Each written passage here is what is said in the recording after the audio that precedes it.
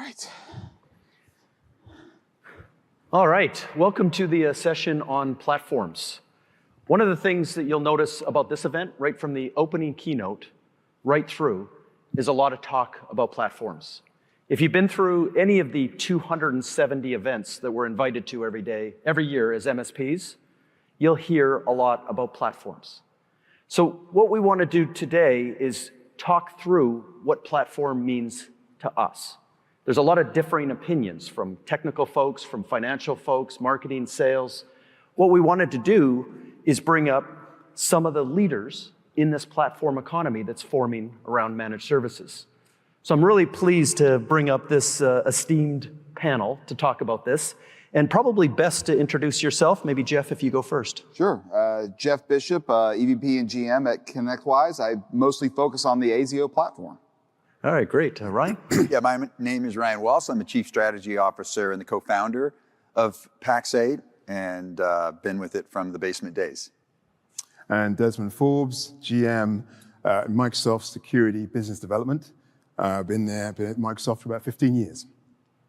Great. So let's launch in. We're going to have some Q&A at the end if you want to think of some questions as we go through.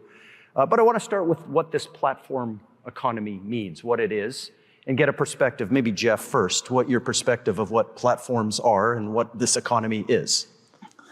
Gosh, such a broad. Do we have more than an hour, or are we gonna? Okay. Yeah, 43 minutes and 15 seconds.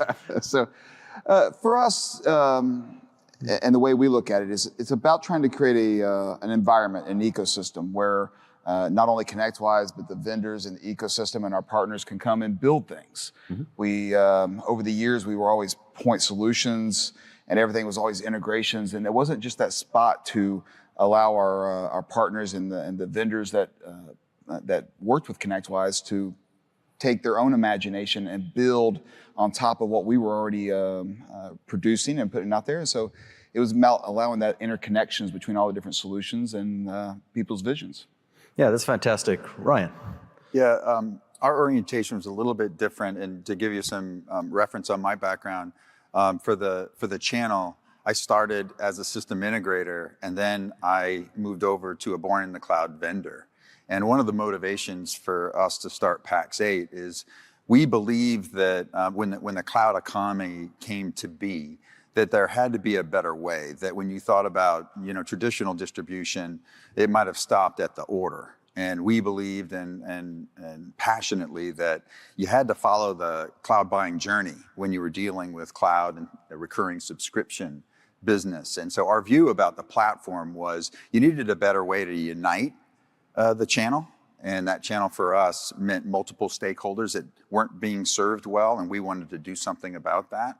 And that was a small and medium-sized business market primarily, not exclusively. On the other side, vendors who were trying to reach that market.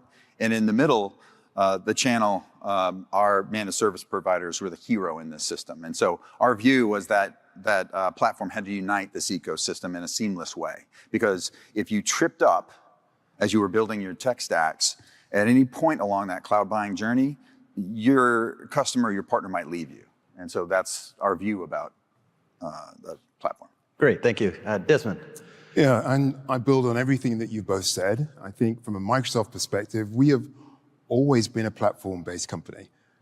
We built suites on the whole, and suites that people could leverage, and then we put them out as a platform that our partners could build and add value to. And I think that's the ethos that the company has had for pretty much all of its time. And I think when you compare Microsoft to some of its competitors, you'll see we're far more committed to the platform partner approach than many others. And I think for us, it's also about helping others drive value, which drives out to our customers and builds the ecosystem. So we're big on ecosystems, we're big on platforms. Yeah, if I could just add some color, because when Manny kicked off the definition of what a platform was, and that you don't have one unless you have an open ecosystem. I could tell when I was talking to you this morning, when you kicked it off and you talked about platform, it just really gave me great comfort that there's a mindset about that. It's not just a word, it's, we live it and believe it. And so it was really cool to sit up here with all three of you.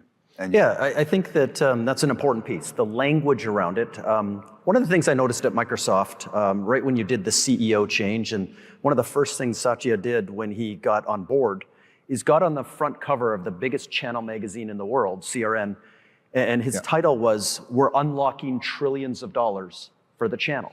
Yeah. And I'm looking at this as a channel analyst going, oh, this is a pretty rich program they're announcing if it's trillions of dollars. But it wasn't programs. It wasn't front-end margins. It wasn't back-end margins. It wasn't a new market development funds or new customer bonus. It was this idea of a multiplier. Every dollar of Microsoft triggered today $8.45 of potential services. There are no customers in the world that outsource 100%, very, very few. But today, there's very few customers that outsource nothing. 82% of customers now are outsourcing parts, and that's actually growing faster. The services are growing faster than hardware and software today. So with security and with a bunch of other things, this multiplier effect or this unlocking of trillions was just a multiplier, and this is how platforms. The other thing about language is the word platform is really coded language for partnerships. Yeah. Microsoft is the most friendly partnership company within the hyperscalers and the businesses that they're in. And this is how they look at surrounding the customer. You know, there might be a managed service provider, like we said, in many of the cases. Almost 15 cents out of every dollar spent now in all the tech industry is on a managed contract. But it's more than that. A platform is all of the technology alliances that Microsoft has, tens of thousands of them, and growing every day, where companies are looking to this saying, the customer's buying a tech stack. On average today, the customer will buy 7 layers. It's just not just Azure, it's not just Dynamics, but they're going to build on top of that. They'll add ConnectWise, they'll add security, they'll add a bunch of things to it. And then there's this orchestration element of a platform. How does this all come together? How do these subscriptions and consumption models, how do the services relationships, the tech alliance relationships, what's the actual mechanics of all this? So this is really early on in this industry as we're kind of talking through this. So I want to double click on partnerships for a second.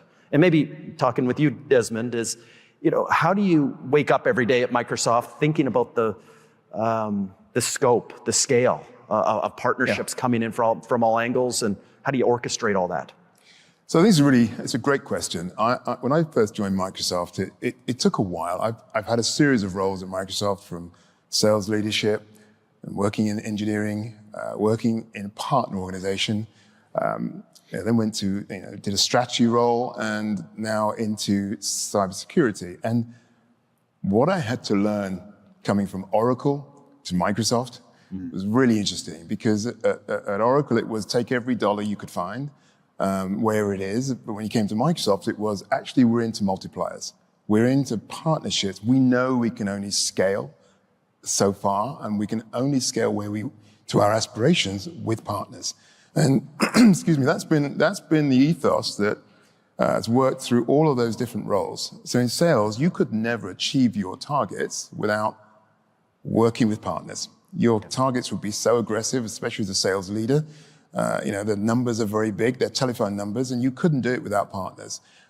Similarly, in engineering, we're supporting now in business development, we support engineering product builders.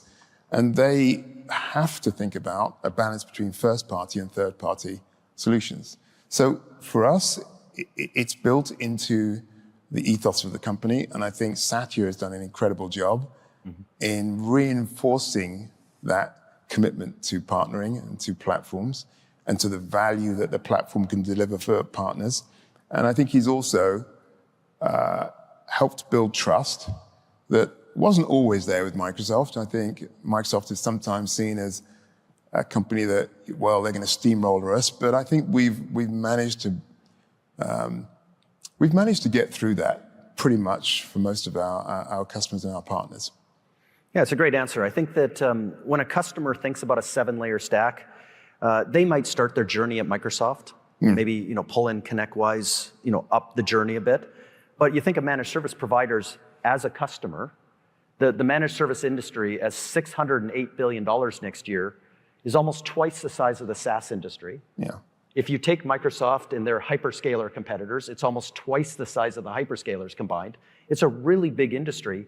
So in that customer, ConnectWise would be the first platform that managed service provider sees and might pull in Microsoft later up the stack, including Microsoft Security and other pieces. So Jeff, in terms of that, like, how do you think of platforms in terms of how everything comes together? Well, I mean, gosh, big question, but I look at it as a vendor versus a partner, right? We could be that vendor. We could be the people that sell you software and call it a day. But what you're talking about is, how do we change the entire world? How do we help all these SMBs and all these companies adopt technology like what we're seeing like with Copilot and all the other technologies coming out of Microsoft and all the other major players? It's our job to make sure that we can put that into a meaningful, easily consumable platform so that the MSPs can go help all the SMBs around the world to adopt that technology and bring it forward. It's in the namesake of ConnectWise. It's connecting things, right? And that's what builds out the legacy of what we're all doing. I mean, we can sit there and talk about we're going to take this product or that service down, but ultimately what everybody in here is doing is helping all of these small businesses around the world to run their businesses and be more successful.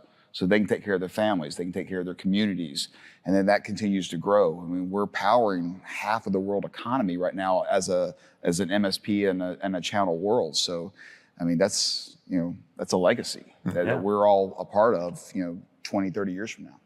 And this is why Jeff dressed up in his finest suit to really change the world today. He's the most comfortable person up here right now. I'm just envious. So a big part of platforms is the digital orchestration of all of that. There's a lot of parts. This industry is no longer linear. So when I think of pulling together all of these different pieces, serving that customer, serving the services partners and the tech alliance partners, serving major platforms like ConnectWise and Microsoft, I think about Pax8. Pax8 is the world's largest 365 partner of Microsoft, largest Copilot partner of the year of Microsoft, both worldwide and in North America. So a company that from its very core, from its very beginning, has a lot of roots built into Microsoft and ConnectWise and this broader managed services. So Ryan, can you kind of walk us through the orchestration of all this? Yeah, I mean, something that, Jay, we've ridden along this journey since the beginning of Pax8, and one thing that is a very consistent theme for us is the importance of the integration layer. From the very beginning when we started, we were talking APIs. And back when we did that in 2012, for a lot of vendor companies, APIs weren't the first thing that they wanted to start with. Their engineering teams wanted to add cool new features. But orchestration for us is we live the importance of that integration layer. And for us, very practically, it started with, well, how are you gonna deliver that service? Well, that's a provisioning event. And then that moved into billing complexity. As powerful products like Azure came along, it was a consumption economy.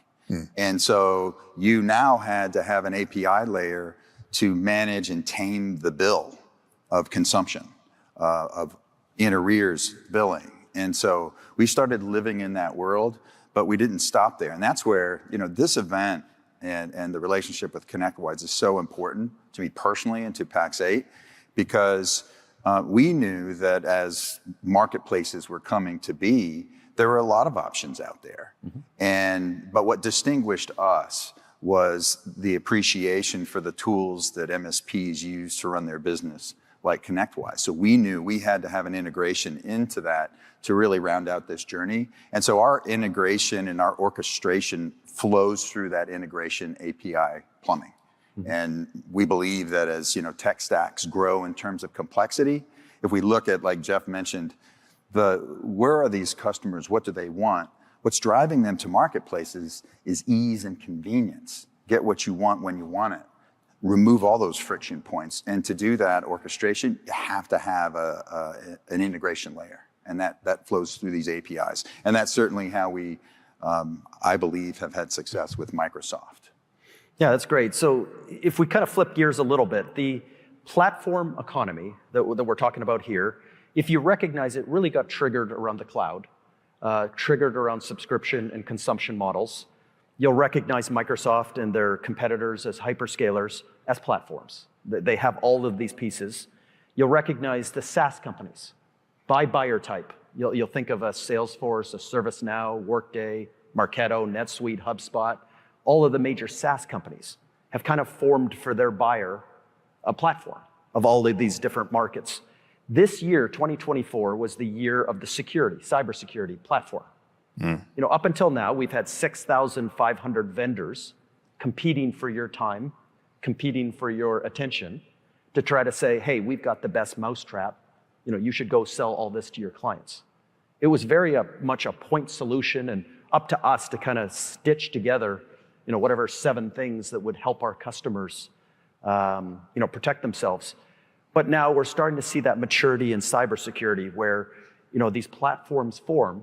And if it's an enterprise customer that might be thinking about Zero Trust or SASE, if it's an SMB, which 82% of them have never heard those 2 words or know what they mean.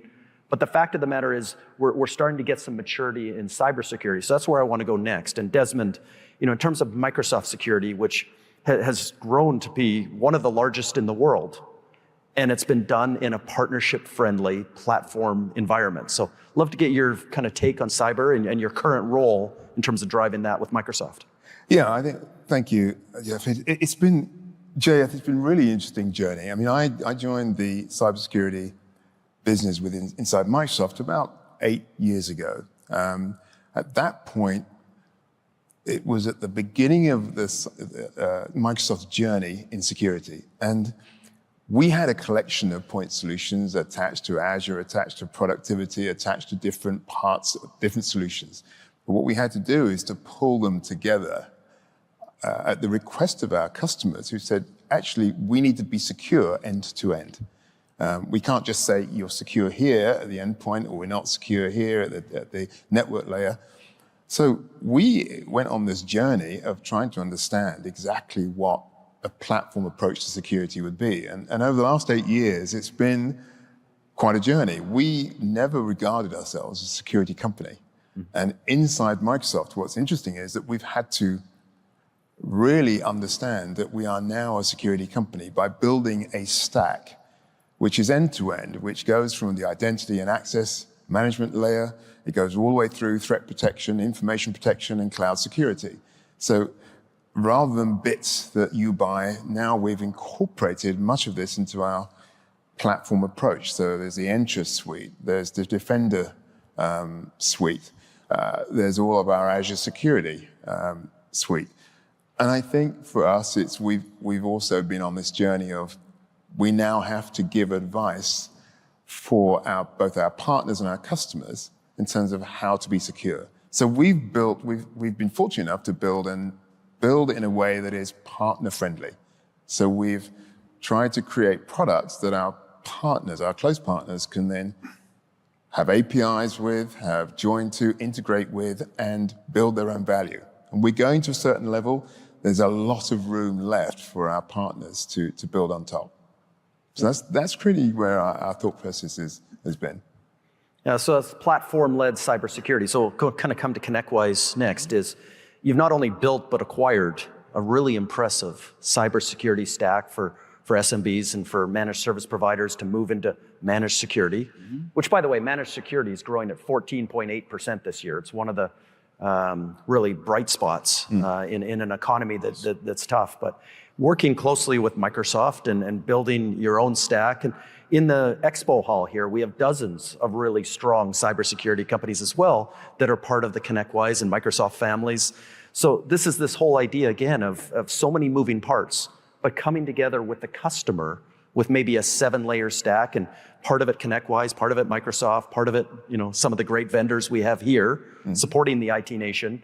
How do you look at cybersecurity and fitting in this bigger window?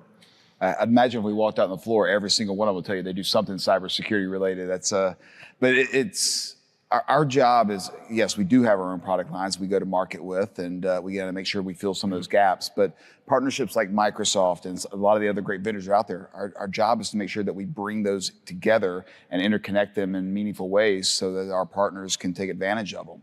There's the Microsoft suite and then all the things that you can do there from email security and Defender. But bringing that together and tying it in with the RMM and the PSA and other cybersecurity tools so that correlation can happen in ways that they can take advantage. We want to, as MSPs, it's so important to make sure that they can get the efficiencies of the business so they can improve their profitability and they continue to grow and expand. And you can't do that if you're hopping around between 50 different products or even 6 different platforms. Our job is to bring it down to one platform that they can operate and run their businesses on top of and take advantage of all the great tools like what Microsoft has. Yeah, absolutely. So Ryan, I think last time I checked, there was 400 cybersecurity vendors lined up out your door, around the block, up through Denver. Yeah. This is a big industry. It's obviously a fast-growing industry. Like you said, everybody wants a piece of it.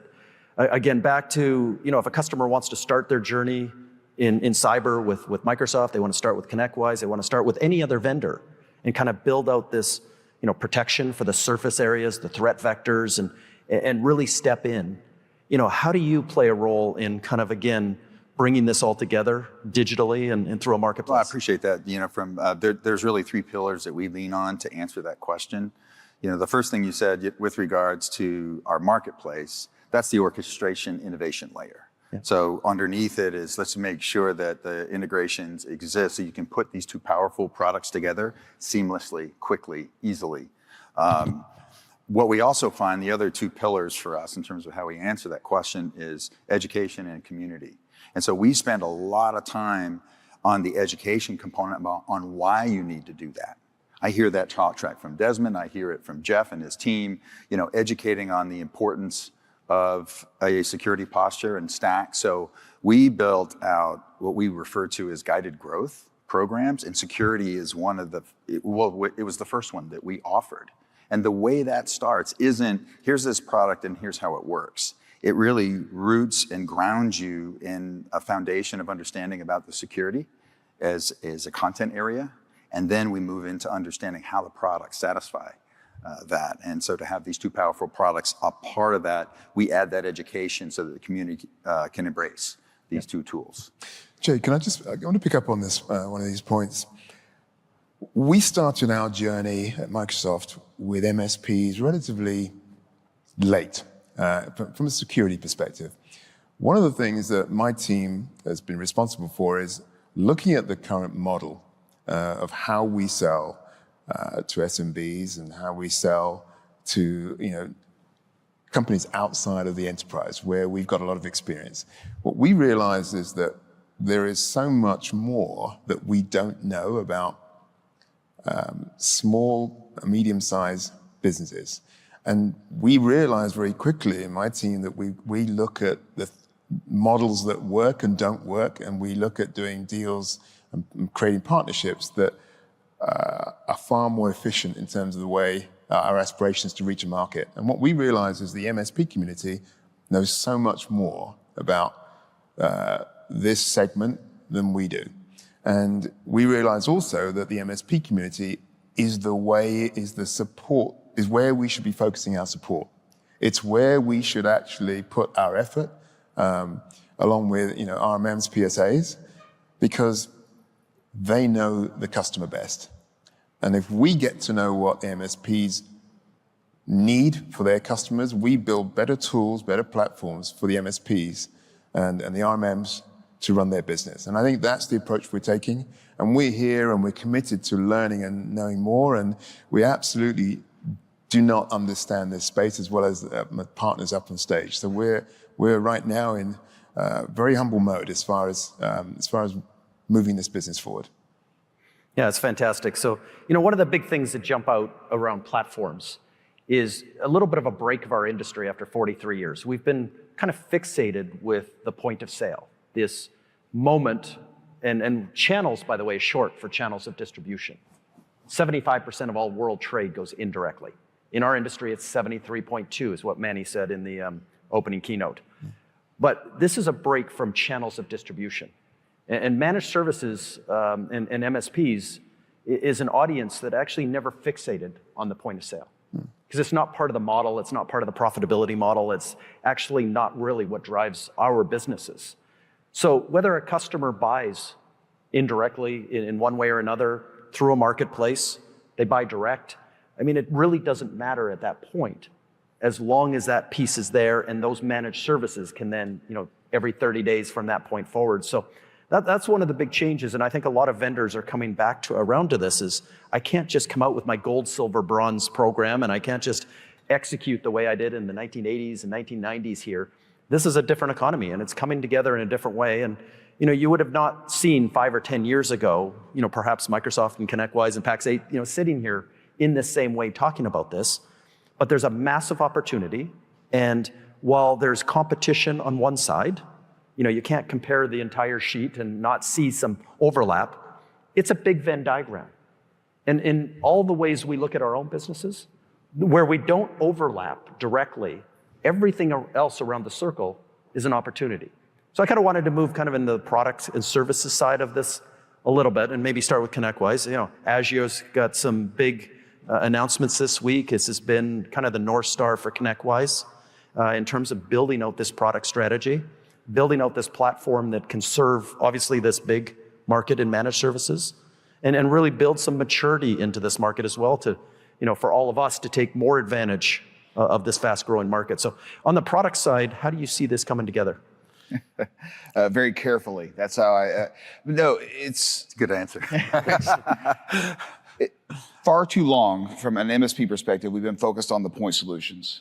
Is this RMM got this feature? Does this PSA do this? Is this security a little bit better than that?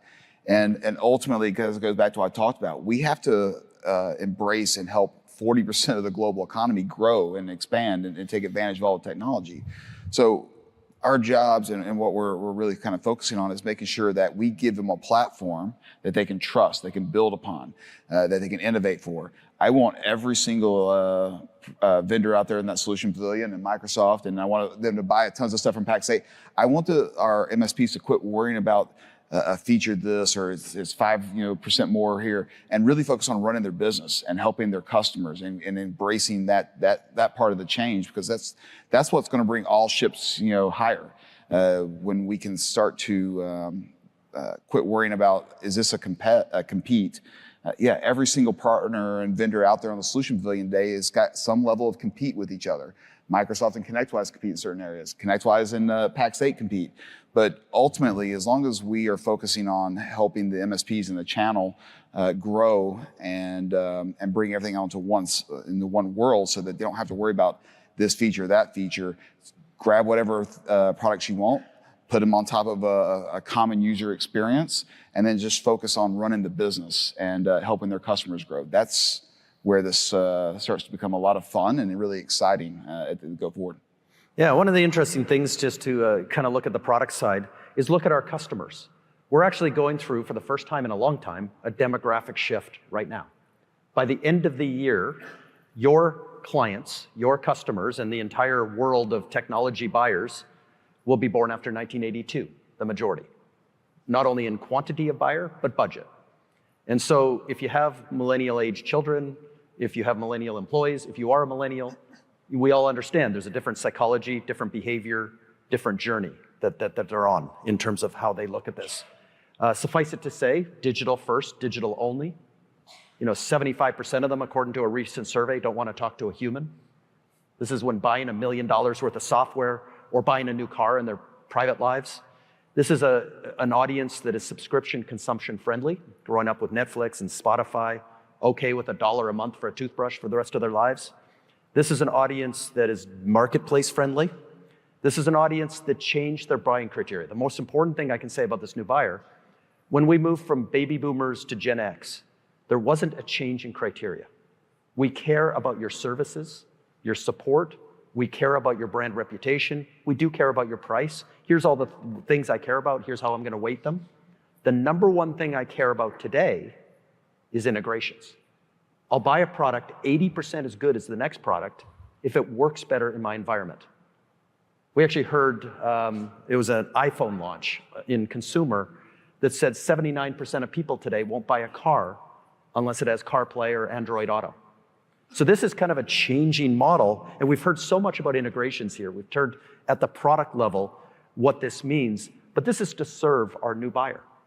And this is to build this stack with them that integrates really, really well together and not get caught up on one feature that leapfrogged another feature this week. We're building out a longer term strategy of things that really work together and drive their number one buying criteria now. So go to Microsoft on this one, but there's obviously a lot of moving parts at Microsoft and tons of really large businesses and things like that. But how do you look at this new buyer? So from our perspective, we're learning about the buyers from the Pax8s and the ConnectWise of this world. And I go back to this point that you raised. The approach in security that we've seen and the education we've had to provide internally is that we're a late entrant from a security perspective. Even though our scale and our reach has enabled us to reach very significant revenues in a very short period of time, we're still an early entrant. And what that means is a lot of the very well-established security players out there in the market have much greater mind share, thought leadership than we do. We've just succeeded through building some very good products and a platform that drives demand at the end customer and then comes back into the value chain for managed service providers and other big partners to build on. And I think we have learned that even where customers or partners are 95% competitive, there is still 5% for us to partner on. So we've taken the view internally around in security that every company is a potential partner. Even when there is compete scenarios, we just have to agree where you compete and we agree where we partner. And I think this approach it goes for companies like my colleagues here from Pax8 and ConnectWise. We understand that there are some areas of overlap, but if we talk to each other and understand where the value is and we try to stay in our lanes and build a value proposition that helps MSPs, that helps the customers, and we understand where each of our value is, then everyone wins. And there's margin for everyone. There's margin and profit and scale for everyone. Yeah, this is a really important point because Microsoft was actually the first company in the world to look at that pain only at the point of sale, which is more of a VAR reseller model, and start to spread that out a little bit like peanut butter. The point system was intended to do that, is recognize the 28 moments that this buyer goes through before buying. And what are the value moments that we're all adding? The consultative, the design, the architecture, all these things that we're doing, the co-marketing and the co-selling, that's all valuable, and Microsoft has a point system at the point of sale. Even if money isn't collected, it goes through a Microsoft marketplace or a Pax8 marketplace, it doesn't matter. There's a lot of work because 30% of all those deals today are us clicking buy on behalf of our customer. That's going up to 50% by 2027. But then all the fun starts, not just the managed services, the implementations, the integrations, the security. So this longer view, and now you're seeing other vendors catch up. You might have noticed last week, Cisco kind of announced their 360, which is kind of that same thing is, we've paid only at the point of sale. And if you collect the money is the only way to see that money. And now all vendors are starting to look at this more elongated view, and it comes back to the marketplace, it comes back to the engine to be able to do that, the private offers and types of things. So just Ryan, back to this new buyer, digital first and digital only. You've spent a lot of time enabling MSPs 100%. To serve this digital buyer, federated marketplaces and ways that it can look seamless, almost white labeled to that buyer to make the MSP. This is a great call out because we noticed something from a CompTIA report in 2023, which is they polled a bunch of partners and they asked about who's your competitor. Number one was online marketplaces. Number two was vendors selling direct. Number three was each other. Yeah. I was fascinated by that because they're like, okay, that's in response to a new buyer who wants what you're talking about, a degree of self-service, frictionless experience. But what's going on with the channel community? Why don't we have channel partners see this as an opportunity? And so we wanted to address that. So we started educating around, well, wait a minute, you don't have to compete with one, you can win with one.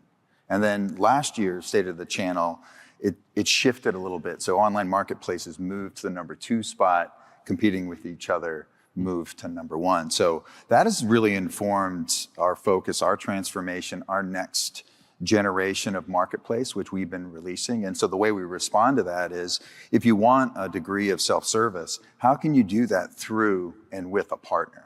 So our online marketplace is brandable by all of our partners, but that wasn't good enough. To satisfy this new buyer, we created what we've called two things that really can help with this journey. One is a customer storefront, so that a partner could curate their own offering with our services, as well as things that we do not have. That was an additional feature that we put into place based on a recent release, and use that to give what these digital buyers want, which is they do want access. They do want a degree of self-service. A lot of our partners in the early part of our discussion around this did not understand how they factored into that. In fact, some partners told me, well, those that want to go direct, they're not for me. I'm full glove service. We're like, well, wait a minute. I want you to rethink that. Is there a way for both things to be true? Can you coexist with this digital buyer, take advantage of and give them what they need? The good news here is you don't have to build that storefront yourself. We're going to do that for you. We're going to give you the ability to amplify your competitive advantage, put on those digital shelves what you want that really make you unique and different. And again, early in this at IT Nation, to hear Manny and Jeff talk about, we want to embrace choice so that each partner can really create that differentiation through a marketplace like Pax8. That's how I answer that question. So we're pretty excited about that feature to provide customer storefronts, as well as Solution Builder, which allows you to put together what you want on those digital shelves to satisfy that buyer. Yeah, that's fantastic. So kind of with ConnectWise, this new buyer, the one great thing about IT Nation, when you kind of look around at the thousands of people that are here, it doesn't look like a computer dealer show. And the demographics are different. The diversity of the audience, the differences of entrepreneurs who are here, of ages and everything else. So Manny got up and talked about, the kind of the bringing together of this wonderful community and then a platform too. And kind of serving this new buyer, because ConnectWise is serving this community to, through, and with them. It's unique in terms of, many managed service providers are clients at the same time as working with you and other ways. So you're thinking through this probably in a different lens, a bigger lens in terms of your audience too, and how they're changing their buying. We can't move as fast as technology is moving. As an ISV, we can go and listen and talk to our partners, like the ones that are in the room here right now, and go, what do you need? And that allows us to look at the next 3 to 6 to 9 to 12 months. But we have to be creating a platform and a place where they can live and grow their businesses that's thinking years out, decades out. And I think about like Microsoft. It was so illuminating sitting there and working with this company a few months ago, and maybe it was just weeks ago, and thinking about they're thinking about how they have to go create energy, and they're buying 3 Mile Island so that they can now power data centers for AI, so that MSPs can start to consume AI and take that down into the SMBs. You have to be looking years, decades out, and I think that's what a platform play is. That's why we're all here. We're all thinking about how do we help you be, as an MSP, be successful 3, 5, 10 years ago, out. And there's so many great ISVs that are popping up to try to solve problems. But if every MSP has to go around and live on all these different products and platforms, they have to focus on interconnecting products, not focusing on their business and their growth. So yeah, it's at the end of the day, putting together platforms and connecting companies like Pax8 and Microsoft with ConnectWise. What it ends up doing is defocusing, again, the features and focusing on what does SMBs need 3, 5, 10 years out, and going and finding those great services and those great products out on the floor and putting them into a user experience that the employee can log in and say, all right, I now have this Lego block and that Lego block, and I put them together and I can go do and solve this problem. Yeah. We don't know what the next 10 lines of business that an MSP is going to need. Those are going to pop up next month and sometime in early 2025 and 2026. But we need to make sure that the platforms that we all have can support those needs without major overhauls and coming back and saying, yeah, thanks, but we'll get to that in 2027. We have to be able to react and evolve to that in days, hours, weeks, not years. And that's why I think we're all three building out the platforms we're building. Well, that's great. I think the final segment here is let's look forward. Let's close this off by looking forward. You gave us kind of a 3, 5, 10-year window. Why don't we just jump to 10 years? Okay. Bill Gates had a famous quote that really is resident here in generative AI. We overestimate what's going to happen in 2 years in this industry, and we underestimate what's going to happen in 10. In March, we're coming up to the 2-year anniversary of kind of the consumer side of generative AI. It writes poetry, music, really cool, pictures it can do, and it dazzled all of us and put us in a position where all our friends and neighbors were asking us if we lit up Skynet. Well, the 10-year view of this is very different. The business data, your relationships with your bank, your airlines, your governments, these are the things that change over the course of a decade, not the course of a couple of years. So looking forward at platforms, if we were all to get together, and maybe we will, 10 years from now, right here on the stage of IT Nation, and just look back at how the decade went, how would you frame up the platform and this generative AI, this turn of the crank that we're going through, and what's it all going to end up? Ryan, I'm going to let you take the first. Well, that one of the recent moves we made that helps us stay in front of this, what's next, with the mission to build the technology marketplace of the future. You listen to our new CEO, Scott Chasen, it's an agentic future where AI is incorporated in everything we do, where we could be supporting, we talked about this, a single person unicorn, who can generate that much business because they're putting all these technologies to play. We believe that's the future, a different way of doing business. And our marketplace has to be a part of that. And it's got to be joined and embedded with other platforms like ConnectWise and Microsoft to make that happen. So we think that connection is only going to get deeper for the future because you can't be all to everybody. Yep. Jeff, why don't you take a run to the next 10 years?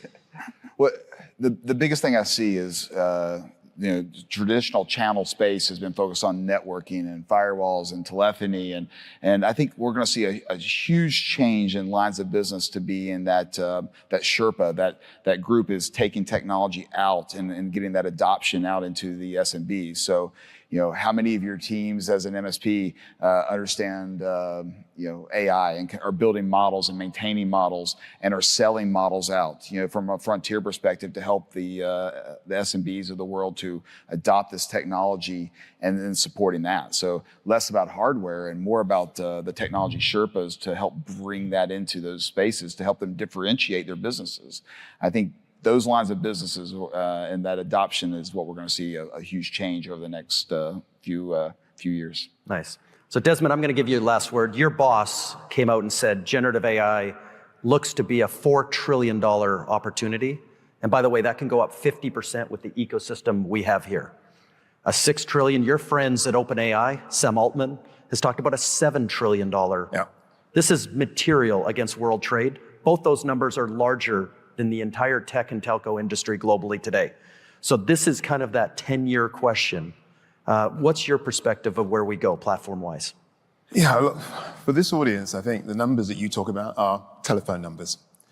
It's hard for people to understand what the impact is going to be for them. But I meet, and my team meet hundreds of partners on an annual basis. And we know that in every conversation, there are two things that people want from us. They want to know how they can scale their business and how they can have a closer engineering relationship with us.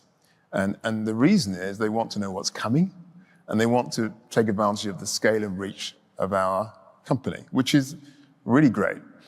I ran my own company for 10 years, and I know, and I deliver sometimes a hard message to people that sit in front of me, that big companies like Microsoft and even ConnectWise and Pax8, we're building platforms. You just have to build your added value on that platform faster, because the platform sort of moves up, and we're incorporating AI capability, and we're incorporating all these new elements every day.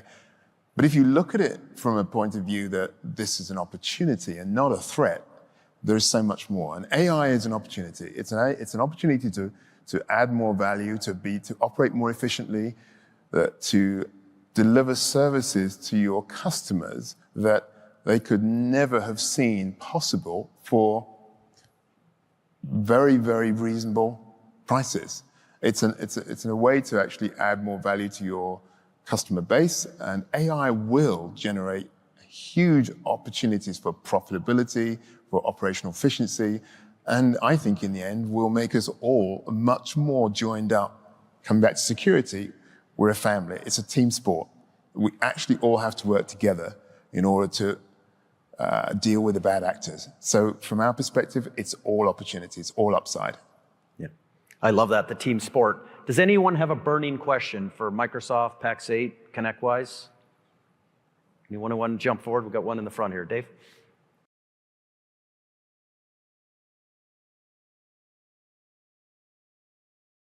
Of that question with there's many options for people. And I think the answer for us is integrate and embed from somebody that's all we do, right? So we're taking this message out that if you didn't start building a marketplace, why would you now, right? Use one that's been built and that's all you do. And then the other thing is when you want to take advantage of the unique opportunities around that marketplace, you have to integrate. You cannot go it alone.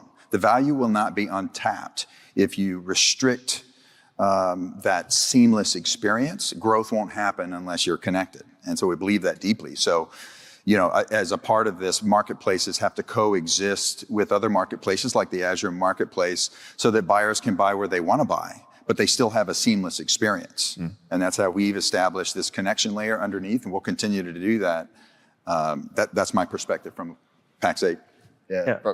From a ConnectWise perspective and Pax8, yes, we have started having those conversations about how do we allow our partners who are logging in and running a quote to be able to immediately tap into the Pax8 marketplace. How do you log into ASIO and then start to see other things that you can add on and buy? So yes, we do think that provides value to our partners, and that's what a platform is supposed to do, is make your lives easier and not make it harder. So yes, that is intent and some of the conversations that we've had as companies. And then, it answers a vendor's question, which is, well, where do I put my stuff? Where do I go? You can't be in all places, so you really need to have an open ecosystem approach to this so that your products can be sold regardless of where your customer buys.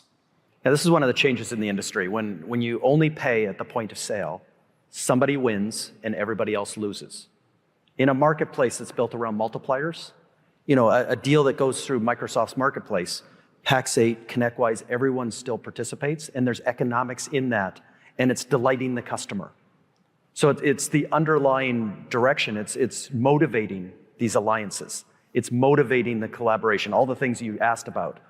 And it's incenting all of this as well, all for the North Star, which is the customer who wins in all of this. So this is the change that I think changes our industry. And I think that question really encapsulates this platform conversation. So I want to thank you. I know we've run over time, but want to give a big round of applause to our great panelists here. Thank you, my man. Good to see you. Thank you, brother. Thank you. Thank you all. Thank you.